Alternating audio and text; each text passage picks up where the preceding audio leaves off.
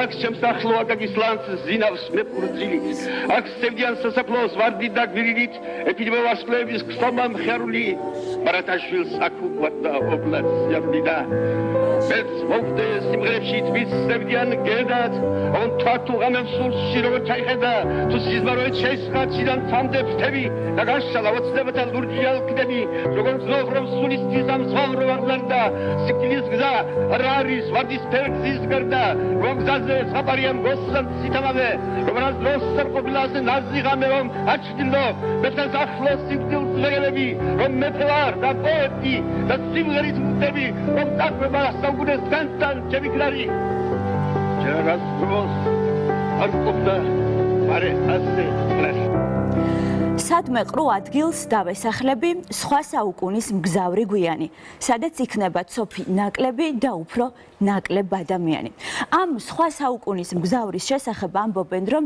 მის ლექსებს ოფლის ღრა არ ეტყობა რომ პოეტს რითმებს თითქოს ღმერთი კარნახობს და მას მხოლოდ ამ შედევრების ქაღალდზე გადატანა რჩება მას ერთი შეხედვითაც შეატყობთ სულ სხვა კაცია სხვა სამყაროდან მოსული მე ვხედავ სიზმრებს არა თქვენებურსო რომ იტყვის სწორედ ის ერთია როგორც ერთია ქვეყანა მთელი ისე ერთია გალაქტიონი უცნაური და ამოუცნობი გალაქტიონი როგორც მოკვდავი რომელიც არ არსებობს დაკრძალვისას მისთვის გაჭრილი სამარე ვიწრო რომ აღმოჩნდება და თავადვე კიდევ ერთხელ რომ შეგვახსენებს თქვენ რომ გგონიათ მე ის არ ვარო ის მარტოობის ორდენის კავალერია გვირგვინ სამუდამოდ რომ დაიდგამს და მის მეფობას ძალა რომ არასდროს დაეკარგება ის უბრალოდ გალაქტიონია ტაბიძე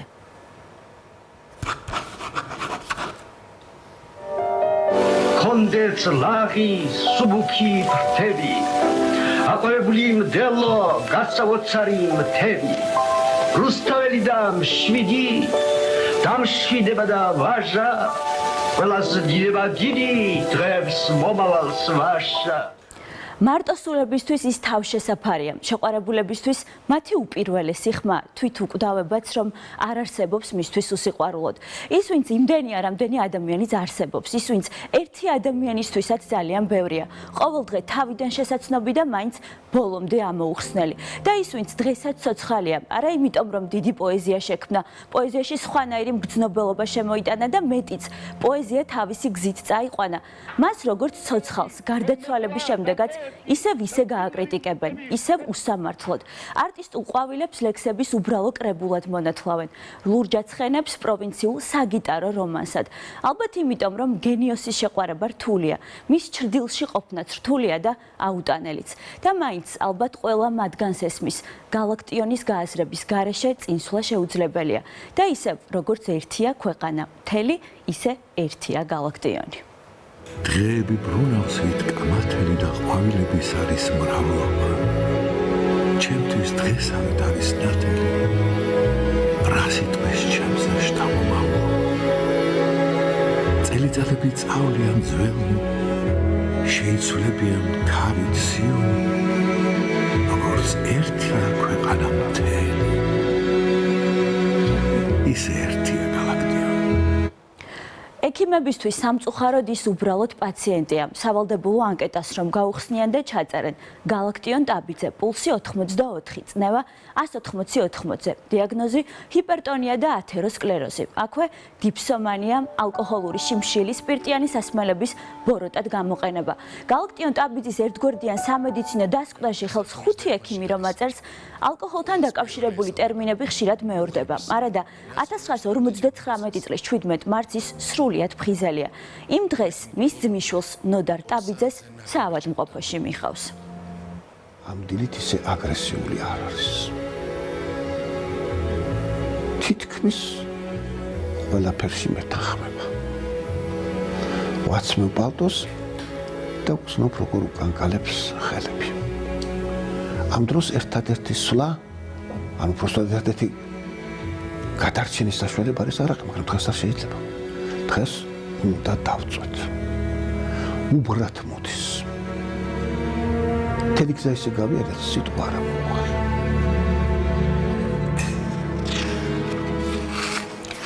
თითქოს არაფერი მოასწავებს, რომ სწორედ ამ დღეს 17 მარტს ქვეყანაში გლოვის ზარი უნდა დაირეკოს, რომ გალაქტიონმა 13 მეტრი უნდა იფრინოს და მაშინვე მისი ლექსი გაგახსენდებათ ალბათ, ჩააწყვეთ რიგში 13 ტყვია, 13 ჯერ უნდა მოვიკლა თავი. 13 წლის ხარ და შენი ტყვეა, ჭაღარა გულის ზმანებავი. ჩააწყვეთ რიგში 13 ტყვია, 13 ჯერ უნდა მოვიკლა თავი. გაივლის კიდევ 13 წელი, მოახლოვდება გზა 26, მოცელავს მაღალ ზამბახებს ცელი, ატირდება დრო და ჩემი ლექსი.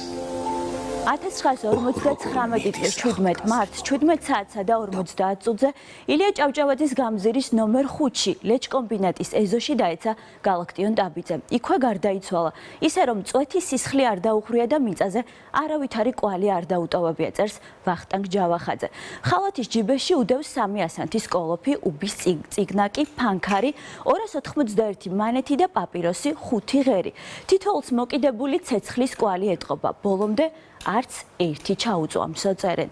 ვოცნებობ პატარა ბავშვზე, განა კარგი არ არის, მიწერს წლების წინის მეუღლე ოლღა ოკუჯავას. თუმცა პატარა ბავშვებად ის ლექსებს დაგვიტოვებს. თანაც ისეთებს ყოველ ჯერზე ახლებურად რომ წავიკითხავთ და აღმოვაჩენთ, რომ თუ ლიტერატურა ყველაფერზე მაღლა დგას, ამ ლიტერატურაშიც არსებობს ის, რაც ყველაფერზე მაღლა დგას.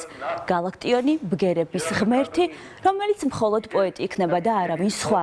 წვეთის სისხლის არ არის ჩემში არა ქართული, ძაფი ნერვის არ არის ჩემში არა პოეტის.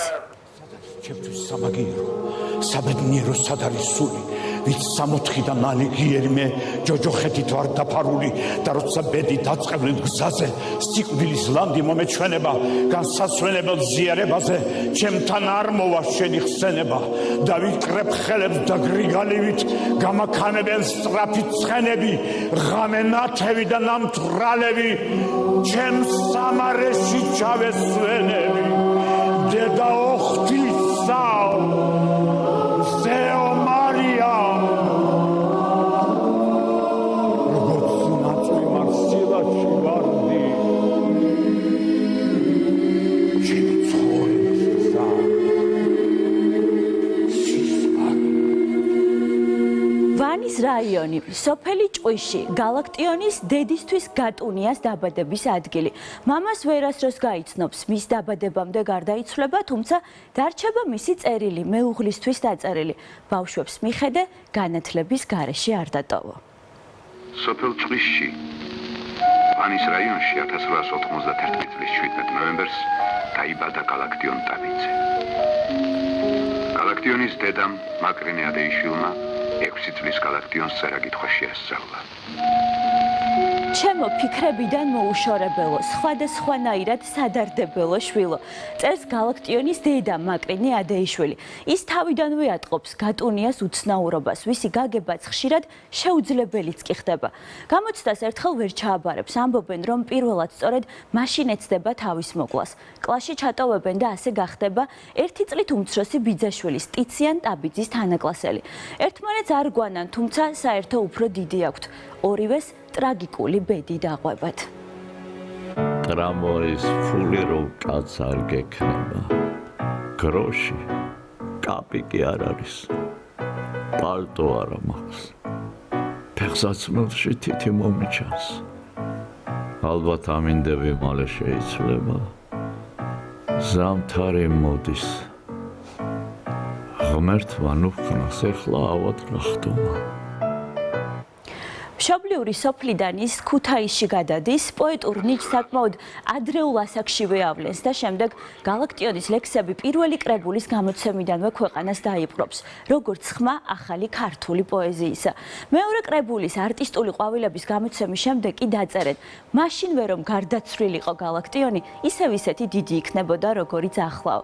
გალაქტიონის პოეტურ სახეებს მაშინ ყველა გაიცნობს, ლურჯად ცხენებს, მთაწმინდის მთვარეს, მესაფლავეს და სწორედ ასე გამოიწვევს პოეტი თელ დედამიწას დუელში და უკვდავებასაც თავადვე მიისჯის, ვინას თქვა შენი გარდაცვალება, არასწორედ დღეს შენ დაიბადე. ვერხვის ფოთოლთა თეთრი ლაშქარი აშლია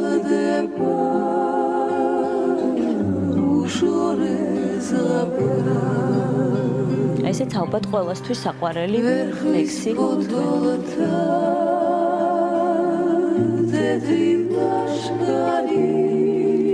სუბუქი და ჰაეროვანი კილოთი აკაკის ენათესავება. სულიერი წყობით კი ბარათაშვილის შთამომავალიაო ამბობენ. ის გრძნობის პოეტია, თავისი შემოქმედების გასაღებს თავად ვერ მოგვცემს. ვინაც გაიგებს ჩუქურთმას ქართულს, ის პოეზიას ჩემსას გაიგებს. არასდროს არ ყოფილა ფარიასის ხნარი. უმარებით შემოსილი შეღამების გზარი ქროლით იწვევს, სისპერლანდებს და ხებში აქსოვს. ასე ჩუმი, ასე ნაზი ერთსამი არ მახსოვს. ფარე თითქოს ზამბახია შუქთან მთალი მძივით და მის შუქში გახეული სუბუქს იზმარივით მოსჩანს კვარი და მეტეხი თეთრად მელვარე. გადმოცემით ვიცით, რომ 1912 წელს ქუჩაში სრულიად შემთხვევით თავისი ლექსების მუზას დაინახავს. პირადად არ იცნობს და არც არასდროს გაიცნობს, თუმცა სიყვარულის დრამატულ ისტორია შექმნის. იმ მამაკაცის ემოციებს საყვარელი ქალის ჯვრისწერას რომ დაესწრება. მერის მიმართ მისი პლატონური სიყვარული 12 სტროფში ჩაეტევა. ლექსის გამოქვეყნებიდან 3 წლის შემდეგ მერი შერვაშიძე მართლაც გათხოვდება. მას შემდეგ რაც დაიბეჭდა ჩემი ლექსი მერი, ძალიან ხშირად მეკითხებოდნენ, ვინ იყო ეს მერი, მაგრამ ყოველთვის უარს ვამბობდი პასუხზე. ერთხელ მე ამის გამო გულიც კი მომივიდა. მერი კი ალბათ არსებობდა, იყო ასეთი ქალი. წერს დღიურში გალაქტიონ ტაბიძე. იმ ღამეს კი შენ ჯვარს იწერდი იმ ღამეს მერი. შენ ჯვარს იწერდი იმ ღამეს მერი. მერი იმ ღამეს მაგ თვალთა კდომა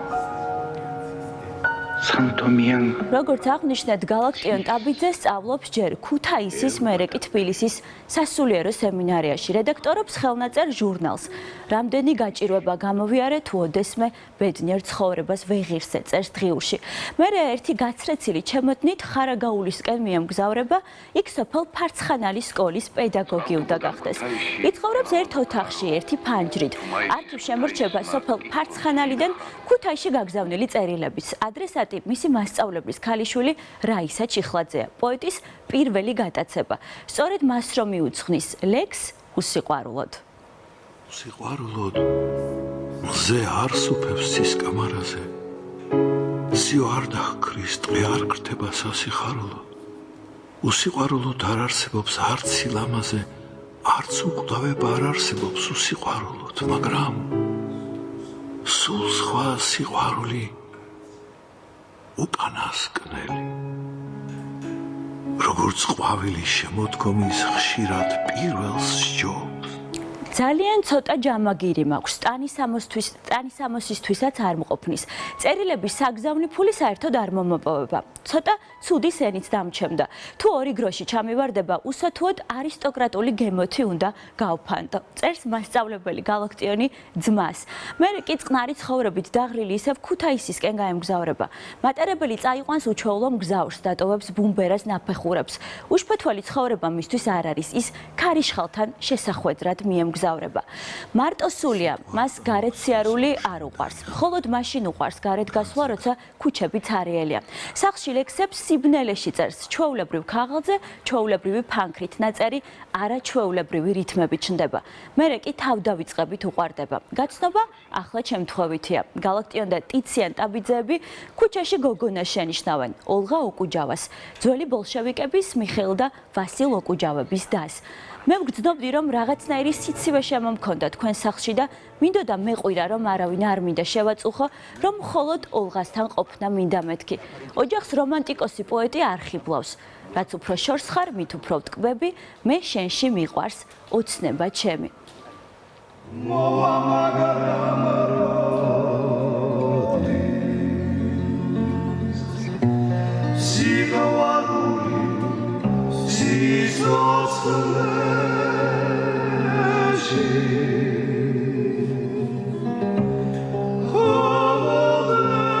ესეც გალაქტიონის ლექსზე შექმნილი არაჩვეულებრივი სიმღერა. იმის მიუხედავად, რომ ოჯახი გალაქტიოს დაიწუნებს, საარქივო დოკუმენტის მიხედვით 1916 წელს აი ხედავთ ამ საარქივო დოკუმენტს 1916 წელს პოეტი და სტუდენტი ქალი საკუთარი სურვილით პირველი ქორწინდებით შეუღლდებიან. ამ დროისთვის გალაქტიონი თბილისში მწერალთა სახლში ცხოვრობს. უსახსრობის გამო მას სხვა თავშესაფარი არ გააჩნია. განა შემთხვევითია მას რომ მეგობარი არ ყავდა. გენიოს, მხოლოდ გენიოსი მეგობარი უნდა ყავდეს. ასეთი მეგობარი გალაქტიონს არ ყოლია და არც შეიძლება მოვიდა.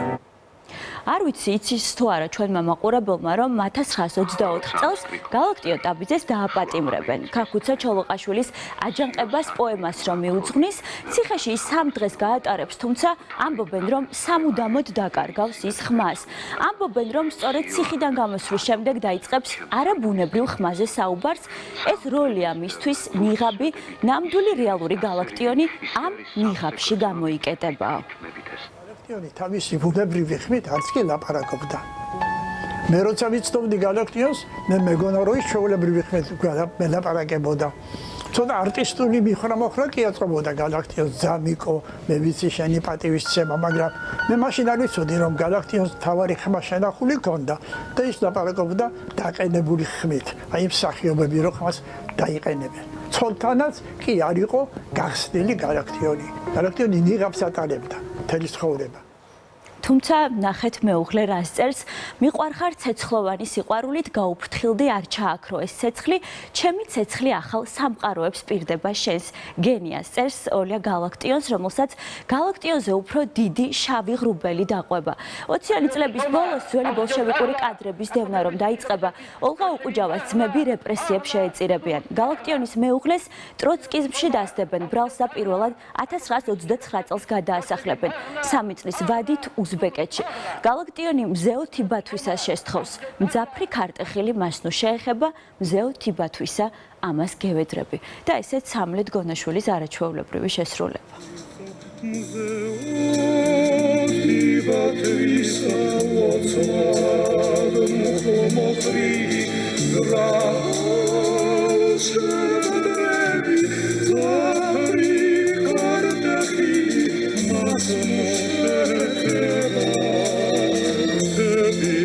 რა თქმა უნდა პოეტის ცხოვრებაშიც იქნება ბედნიერი მომენტები, პირველი რომ იქნება სახალხო პოეტად აღიარებული. მერე მარჯანიშვილის 4 ნომერში მეორე სართულზე სახლს რომ მიიღებს და ცხოვრების მთავარი თანამგზავრიც რომ დაუბრუნდება გადასახლებიდან. ფოტოს რომელსაც ახლა გაჩვენებთ ოლღას გადასახლებიდან დაბრუნების შემდეგ არის გადაღებული და გადასახლების მთელი სიმძიმე მის სახეზე არის აღბეჭდილი, ხო ალბათ დამეთანხმებით. და მაინც ყველაფრის მიუხედავად მარტოობა არის გალაქტიონის თამდევი აჩრდილი პოეტის სულის განუყოფელი ნაწილი. გავაღე კარი, თეთრი თოვლი შემომეფეთა, მივხურე კარი მარტოობამ დაისადგურა. პოეტების ერთი ნაწილი მეფის ტიტულს რომ მიანიჭებს, თუმცა ჯერ კიდევ 1915 წელს მთაწმინდის მთვარეში გვირგვინს ის თავადვე სხვების დაუხმარებლად დაიდგამს, რომ მეფე ვარ და მგოსანი და სიმღერით კვდები. ყურადღება მას ბავშვივით ახარებს, თუმცა ამავე დროს ყურადღების ცენტრში მოქცეული ძალიან იბნევა, წითლდება. აღელვებისგან ხელს წვერზე ისვამს. ლექსი შესაძლოა ისე თქვას, ვერც კი გაიგოთ და აი ნახავთ ახლა ამ ლექსს მოგასმენინებთ, სწორედ ალბათ ძალიან ღელავს ამ ლექსის წაკითხვისას. სამშობლო გეზღვილო გადმექცევს შეხამებს და სასწრაფო გაზმორებად მოედოს ზარბებს, როგორც ეკუთვნის როგორც უნდა სხვადასხვა თავის უბის წიგნაკში წერს შეცდომებს და აქვე აღნიშნავს რომ უნდა გამოასწოროს ეს და ნაკლებად ინერვიულობს, როდესაც სცენაზე საზოგადოების წინაშე გადის. სხვადასხვა ძალიან რომ უჭირს მას თურმე ფულის თხოვნაც კი ერიდება და ხანდახან აკაკის დაიხმარსო ამბობენ. ცაფირუს ხმელე ზურმუხტო ჩემო სამშობლო მხარეო, მასესხე დამეხმარეო. დიდხანს იცხოვრებს ის 10 კვადრატულში. ნახევარი ცხოვრების განმავლობაში მშიერი იქნება. ოლღას წერილში ვკითხულობთ კიდეც. ქუჩიდან მეძველმანე მოვიყვანე. მივყიდე ბოთლები 14 მანეთად. 2 მანეთად კარტოფილი ვიყიდე, დანარჩენს მერე მოგცემ.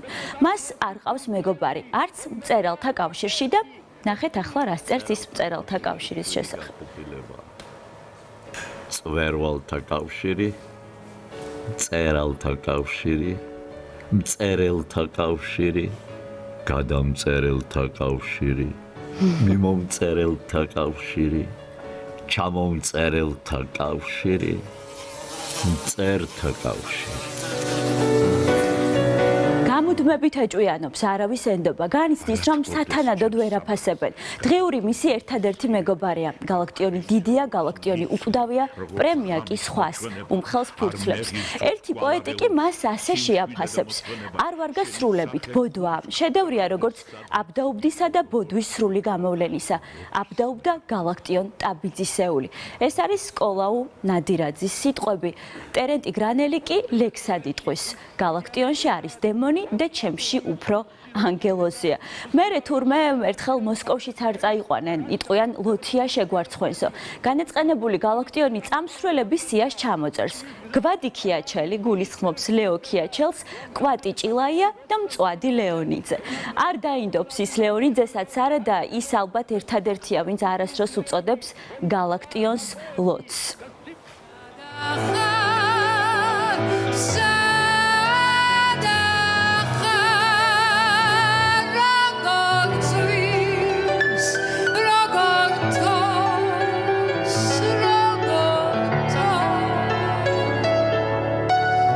შურის და მტრობის მიუხედავად, მაინც პოეტების მეფის სტატუსში მას ვერავინ შეეცილება.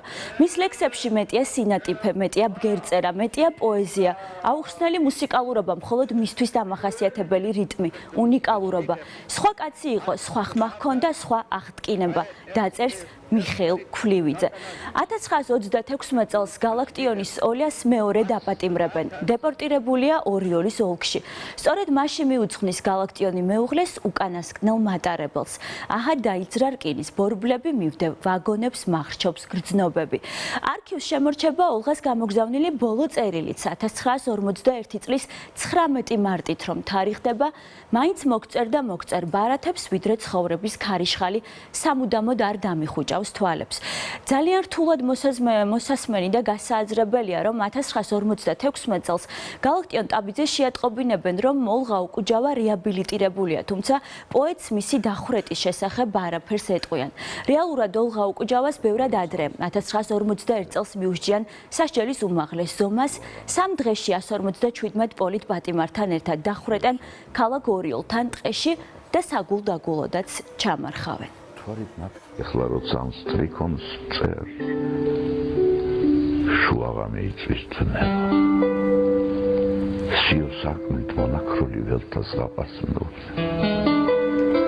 თვარით ნაფენს არემარი დეპრესია მწვავდება, გადასახლებიდან არ დაბრუნებული მეუღლე და არასდროს დაბადებული შვილი. დარდი ღვინოში ჩაკლული, დევნის მანიით შეპყრობილი. ცხოვრება როგორც ხანგრძლივი ტრაგიკული კოშმარი. ბევრი სასმელი და ფიქრი თვითმკვლელობაზე. 2 წლის განმავლობაში ესტონელ მკვლევარ ქალთან ოლღა დარიუსთან ერთად იცხოვრებს. არაოფიციალური ქორწინების მიუხედავად გალაქტიონი მას მეუღლეს უწოდებს. ძირითადად უცნობებთან კაიფობს, ნარჩევ საზოგადოებას უბრალო ხალხი და მწირის უფრო ურჩევნია. ზოგჯერ ღამეს ღია ცისქვეშაც ათევს ვერის დაღმართზე, თუთის ხის ძირში იძინებს. გაძარცვავენ, ტანსაცმლის გარეშეც დატოვებენ. ბალს რედაქციებში და გამომცემლობებში აგროვებს, დავალიანებას შემდეგ ლექსები ფარავს.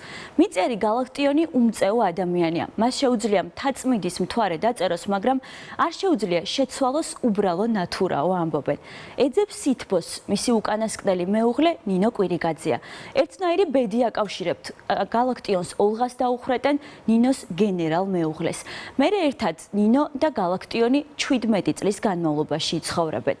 ესეც გალაქტიონის ლექსი ვერიკო ანჯაფარიძის შესრულებით. სადახარ, როგორ ცვის, როგორ თოვს, ვერ გპოვებ ვერასდროს. შენი მესახება დამდე. სად წავიდე, მეტი აღარ შემიძლია. სახლი მაქვს და ჩემი კუთხე არა. ხატავს ბევრს, მისი ჩანახატები სხვა გალაქტიონს გაგვაცნობს. აი, ხედავთ ახლა ჩვენს ეთერში ჩანახატებს, სადაც იისფერია თოვლი, სადაც მხოლოდ ის და ღამე არიან და სადაც რაღაც იდუმალი გამოუთქმელი და ტკბილი სიხარული იმონებს მთელ მის არსებას. 1959 წლის 17 მარტია. დამე დავეძებ ამ სიკვდილს, რომელი საათია. სადაც მედიოდა ყოველთვის ვახდი. მაგრამ არ მახსოვს, რომ ოდესმე ჩემთვის ღვინო შემოეთავაზეთ.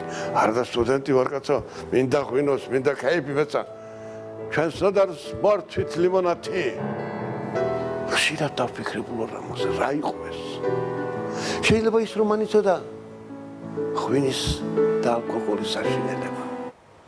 სამკურნალო კომბინაციის საკმაოდ ხშირად აკითხავს, თვითმკვლელობამდე 1 წლით ადრე ვაკის კლინიკაში 4-ჯერ მოხვდება, 1959 წელს ავადმყოფოს პალატით დაიწყება. სამკვირიანი კურსი 5 მარტს დასრულდება, თუმცა 12 დღის შემდეგ პოეტი ისევ სამკურნალო კომბინატის ნერვულ განყოფილებაში აღმოჩნდება. იქ პოეტი უნებლიეთ შეესწრება შალვა დადიანის, მწერლის, დრამატურგის, მსახიობის გარდაცვალების ფაქტს. 12 საათზე სამკურნალო დაწესებულებაში საზოგადო მოღვაწეები გამოჩნდებიან შალვა დადიანის ცხედრის გადასასვენებლად. მათ შორის კონსტანტინე გამსახურდია, ირაკლი აბაშიძე, აკაკი ხორავა. ერთადერთი კაცი, ვინც გამოიყო დელეგაციას და მოვიდა გალაქტიონთან, ეს იყო ირაკლი აბაშიძე. ბატონო გალაქტიონ, როგორ აბრძანდებით? ცოტა კაცებული ვარ, ზამიკო, გრიპი და ხელებს. დანარჩენს არც კი გამოუხედია. გალაქტიონმა დამინახა თუ არა, წამოდგა და კოცნა მომინდომა. მე მას არ ვაკოცა, ხელი ჩამოვართვი და ცივად გავეყარე. შემეშიდა საუბარი არ გამიბას მეთქი. 17 მარტის სანანებლად მთელი ცხოვრების განმავლობაში დამრჩა, წერს კონსტანტინე გამსახურდია. მერე 2 ადგილიან პალატაში დამატებით მესამე საწოლს პოეტისთვის დადგამენ. 6 საათს რომ მათი წუთი დააკლდება, საავადმყოფოს ხალათს დატოვებს, სკამს ფანჯარესთან მიიტანს, სკამზე შედგება და პოეტების მეფე გაფრინდება. ირქვე დამხობილი ადამიანი, აი ესე გადმოვაბრუნე და დავინახე ბატონი გალაქტიონი. და იმ წუთში აი წამიერად მოწვიდა უკვე ხალხი. ნახე მაჯა არ იცინჯებოდა, არც არტერიაზე მაჯა არ იყო, არც პულსი, არც არაფერი, უკვე დარი იყო. მოგვიანებით სიკვდილის მიზეზად ტრავმულ შოკს დაასახელებენ. მისი გარდაცვალების შესახებ ბევრს დაწერენ, ბევრს იტყვიან. თვითმკვლელობა გააზრებული, ნაფიქრი დაგეგმილი, თუ თვითმკვლელობამდე მიყვანა, თუ გაუაზრებელი სიკვდილი, თუ უბედური შემთხვევა. გალაქტიონის მახლობლების ყველაზე დიდი თანაშაული რა არის იცით? ამ დროს უნდა დამას ყურადღება და ვერ ვაქცევდით ყურადღებას. მისი ძმისშვილი ნოდარ ტაბიძე საუბრობდა ახლა ეთერში. სიკვდილის გზა არა არის ვარდისფერ გზის გარდა. არც სიკვდილში ექნება ვარდისფერი გზა, რომ იკითხავენ. კი დავასვენოთ მწერალთა სახლში, მაგრამ მოვა ვინმეო. მისი დასაფლავება სიტყვის მუსიკის გამოტირება იქნება. ხალხი იმდენია, რამდენი გალაქტიონიც არსებობს. მურმან ლებანიძე კი მისი საყვარელი სიტყვით დაიწყებს ლექსს. ყვავილების მდინარეს კუბოცისკენ მიქონდა, იწვა გალაქტიონი და თავისას ფიქრობდა. მე ვხედავ სიზმრებს, არა თქვენებურს. არა თქვენებურს. ის, ვისაც ვერ ამოწურავთ, მუდმივად ახალს იპოვით, როგორც ცოცხალზე, ხელშესახებზე, მასთან შეხვედრაზე, ახლაც რომ იფიქრებთ, ყველას თავისად რომ მიაჩნია, ყველა თავისებურად რომ კითხულობს. ჩემთვისაც ასეთია, ახლავე თავიდან რომ დავიწყო, დღევანდელი მიმოხილვა სულ სხვანაირი რომ გამომივა, იმიტომ რომ გალაქტიონია ასეთი. უკანასკნელ გზასაც თავისივე ლექსით რომ გაინათებს. შენ სივრცეებმა დაგაბინადრეს, შენ უკვდავების ხარ ბინადარი. ხვის ფოთოლთა თეთრი ლაშქარი აშრიალდება უშორეს აბრა ხვის ფოთოლთა თეთრი ლაშქარი აშრიალდება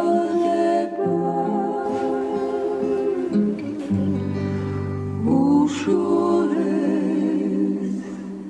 აბრა. როგორც ერთია ქვეყანა მთელი, ისე ერთია გალაქტიონი. დიდი მადლობა ქეთევან გუდაღაშვილს.